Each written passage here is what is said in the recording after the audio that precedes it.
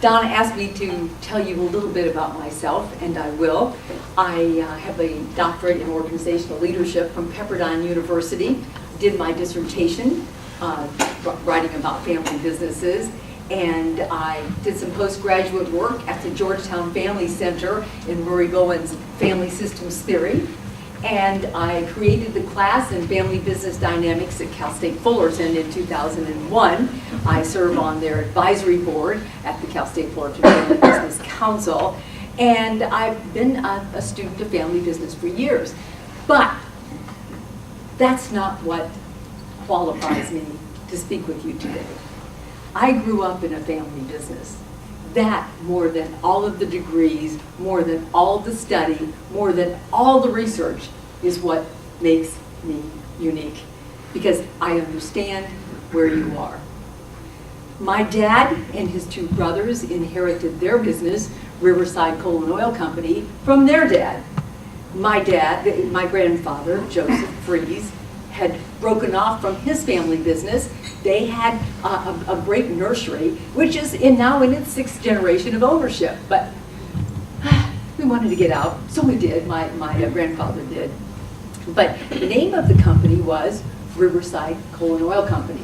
My grandfather, as many of you in this room, started when something fortuitous happened. First of all, he had a general store, and then they had that newfangled thing called an automobile, so he sold gasoline. But he also sold oil, and you know how important oil is in cold weather. As a matter of fact, when I was a little girl, I was very embarrassed because our parish priest, Father Schlepphorst, one Sunday said, "Clarence Freeze, get off your knees because we already have way too much snow." And so I know it's because of you and your prayers that Quincy is being inundated with the worst weather in 20 years. So I don't know if Dad's sending this or what. But anyway, you understand what he did and how important it was. But that brings me to the subject of advertising. My dad and his brothers were well known all over Quincy for having the highest quality coal and oil, but most importantly, they were funny. They were funny people, and their customers loved them. And my dad would come home at night, and he'd have fabulous stories to talk about, his favorite customers who'd been down to visit him that day. And so one day, somebody from the local radio station came down, and they brought with them a cassette of actually back in that day, it was probably just a recording of an ad they wanted to run. And because it was called Riverside Coal and Oil Company, they took that very old hymn, they didn't use the words, they used a lot of brass. They went, da-da-da-da-da-da-da-da-da, down by the riverside, that one. You want to say, okay, it's evening, you're not wimps, you're going to sing it with me. So, da-da-da-da-da-da-da-da-da-da. Oh, I love you. That's why I love Syracuse. Thank you so much for singing that. And it was great. It was catchy. And my dad said, no, we don't need to advertise because everybody knows that the Freeze brothers are keeping on the tradition of my father. We don't have to advertise. And so I kind of grew up thinking if you were really good, you didn't need to market. So then, fast forward about 20 years later, I have been a teacher, and I've been hired by the local newspaper, the Sun Herald in Biloxi, Mississippi, to teach teachers how to use the newspaper in the classroom, the NIE program. And I find myself, lo and behold, in the marketing department. Now, at this time, newspapers were in their heyday. I mean, it was great to be in the newspaper business. And they said, the great thing about being in the newspaper business is you can have as big of an ad as you want to. All you have to do is figure out what you're going to put in it. Now, I knew just enough psychology to make me dangerous at that time. I mean, really dangerous. And I was thinking about how could I give teachers, how could I get to them knowing that I had been a teacher and give them something that would make them buy the newspaper. So I remembered my favorite teachers. And there was a woman she was an editor, and she just looked like your favorite teacher. She actually had sign. She had taught English, and it said, "Old English teachers never die, they just go into a coma." And so I used Lou in a series of ads. One, I had her dressed up like a PE teacher. Another one, I had her in little pearls and a lace collar. And my favorite, I had her dressed up like a Catholic nun. But anyway, all the ads had the same headline. Do you remember the teacher who changed your life? Don't you want to be one? Well, you can if you use the newspaper in the classroom. Anyway, triple the NIE sales of the newspapers of the Sun Herald in about 2 years. So they were very happy with it.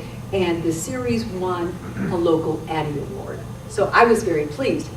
Fast forward, 10 years go by. I find myself in the marketing and advertising department of the Orange County Register in Santa Ana, California.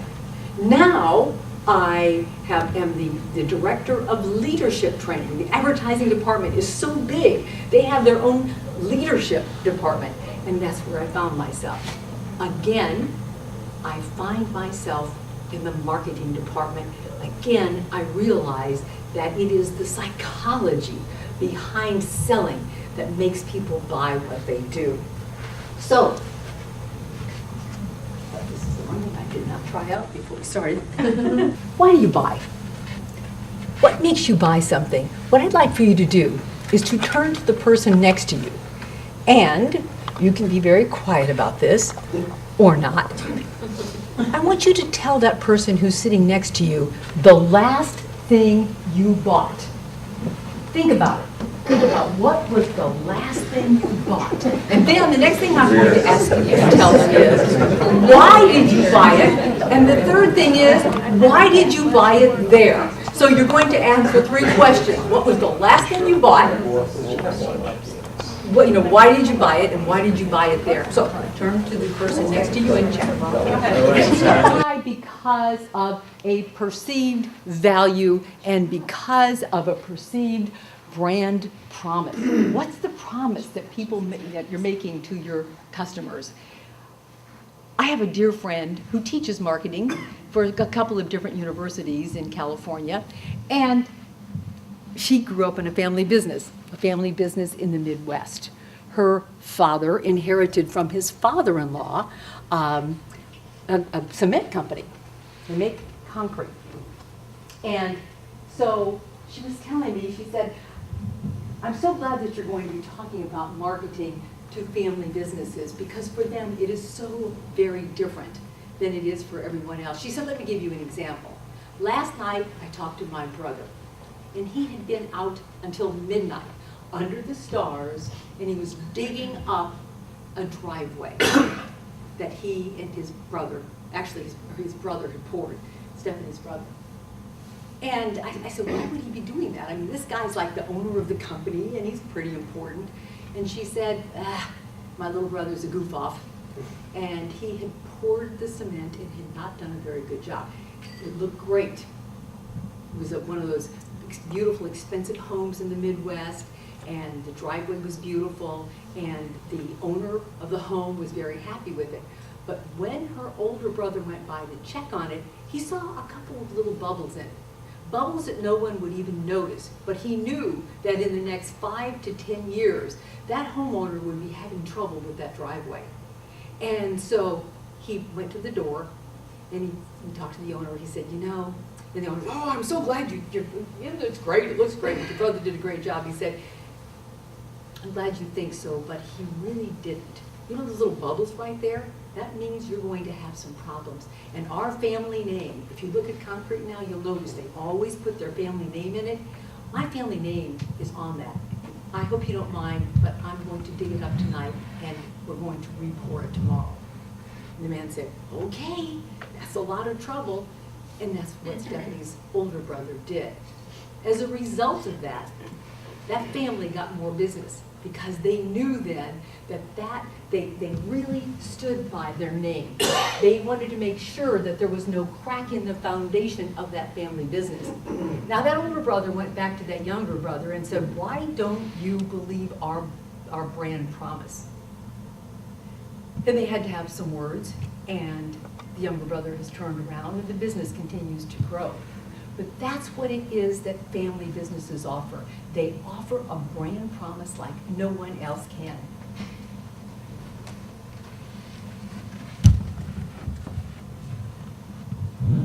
So what's the perception of a family business? When you hear that term, family business, what is it that you think of in your minds?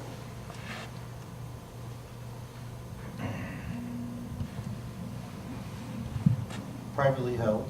Okay. Multi-family members either owning or working in it. Mm-hmm. Multi-generational. All right. Quality. Quality. That's a very complex answer, and very good. And you went right to quality because it's a family business. So, and their name, like our friend in this story. Pride. So there's pride. Yeah. Yes. How many of you have your family names on the family business itself? Okay. So you know that if your name is on it, then it's got to be good. Okay. What else when you think of the term family business? Customer service. Customer service. Great. There's a problem with family businesses. We talked a little bit about this earlier today, but for the most part, in MBA programs or university programs throughout the country, throughout the world, we treat family businesses as if they are a small version of a larger company. Maybe one that doesn't do quite as well. We think of the term mom and pop. Sometimes people will say dysfunctional, when that is not true at all. Family businesses are exceptionally good. And to me, one of the worst things that we do in our country is that we get our students ready to work in public companies, not in family businesses. What's the percentage? How many family businesses are there in the world? What do you think the percentage is of all the businesses? 80%. Somewhere between, well, in this country it's about 80%, but in the whole world it's between 80 and 98%. So we get our kids ready to work for public companies. And then, shocker, they're not able to deal with the dynamics that go on in a family business. So that is a huge part of it. So the perception of a family business really should be good. We know that they're superior in many, many ways.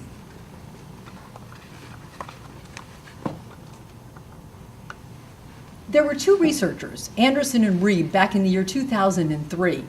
And they honestly decided that what they would do is to find out, well, they wanted to be really specific about why family businesses were inferior to family companies. And you know, one of the reasons that we have so much trouble doing research in family businesses, you know this, those of you who own family businesses, you like to keep your kimonos closed. You don't tell anybody how much money you make, how much money you spend, how many employees you have. I mean, you don't have to. You don't have to have a formal board of directors. You do not answer to the SEC. You do not answer to public shareholders. But they found a way finally to get around that. They went to the S&P 500. Yes, there are 177 members, family businesses, who are members of the S&P 500, and they could, because those have to be public record. And they looked at them and found out that the family companies far, not just a little bit, far outperformed non-family companies in the past 10 years. And when the founder is still around, family businesses do even better. Non-family, they were up about 12%. Family businesses were up more than 20%. And take a look at that, 30% if the founder was around. And yet, I was asked to do some work with Vistage. I don't know if you have Vistage in New York like you do tech. Yes, you do. And I said, you know, I think that probably it would be good to have a speaker about family businesses to tech or to Vistage. And they said, a lot of the members don't want anybody to know they're a member of a family business. I said, what? Why not? And they said, well, you know, because, you know, family businesses might not do as well. They think that they're mom and pop and they're not very professional. It's like, whoa, we have really done an injustice to family businesses in this country because the research far and away shows a completely different story.